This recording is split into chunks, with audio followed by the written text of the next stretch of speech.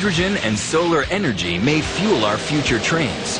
But what if it turned out that the most powerful alternative fuel of all might be the one right beneath our feet?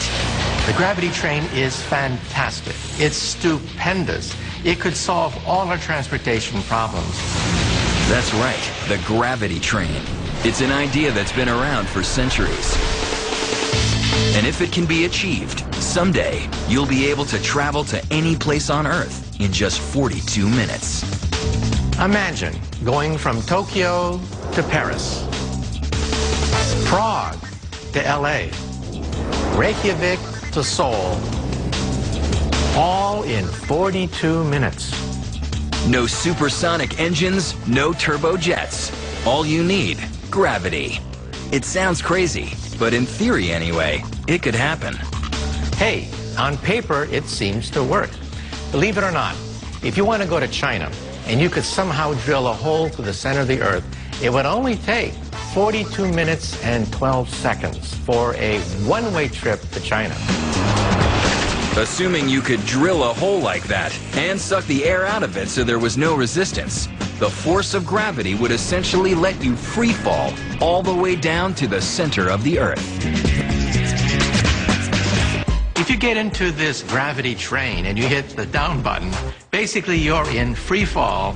As you get toward the center of the Earth, you accelerate to up to 18,000 miles per hour.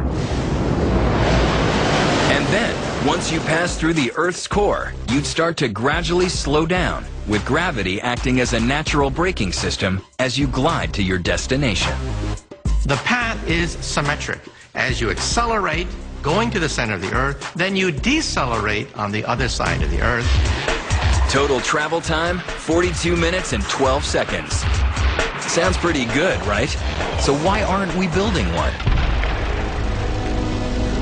There are two basic hurdles to building the gravity train. First is you have to build a frictionless tube and you have to evacuate all the air. You don't want to ride on a cushion of air because then you can only go about 120 miles per hour and you want to go up to 18,000 miles per hour. But the second problem is perhaps the greatest, and that is as you drill toward the center of the Earth, it gets enormously hot. In fact, at the center of the Earth, it's about 10,000 degrees Fahrenheit.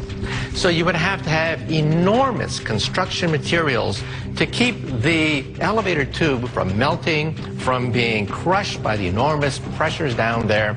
This is an engineering problem that we have simply not been able to solve.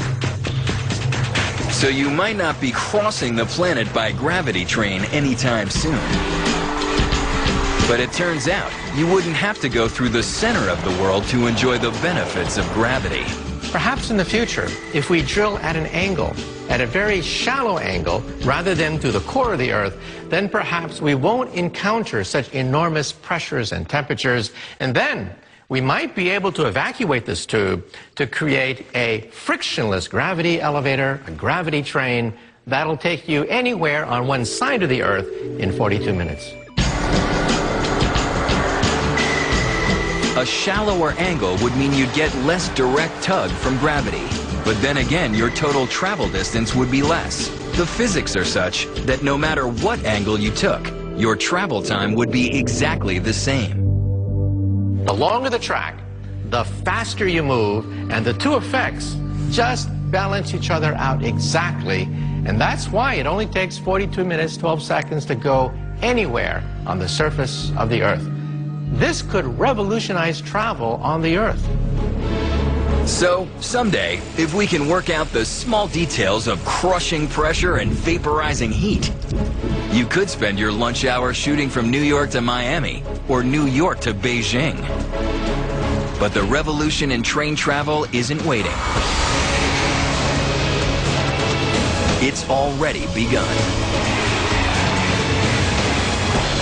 Soon you'll be racing on rails at hundreds of miles per hour, using the power of magnets to glide between and across cities, floating and skiing on brand new kinds of tracks, in trains powered by hydrogen and the sun, cruising along automatic highways, and just maybe catching an express right through the planet.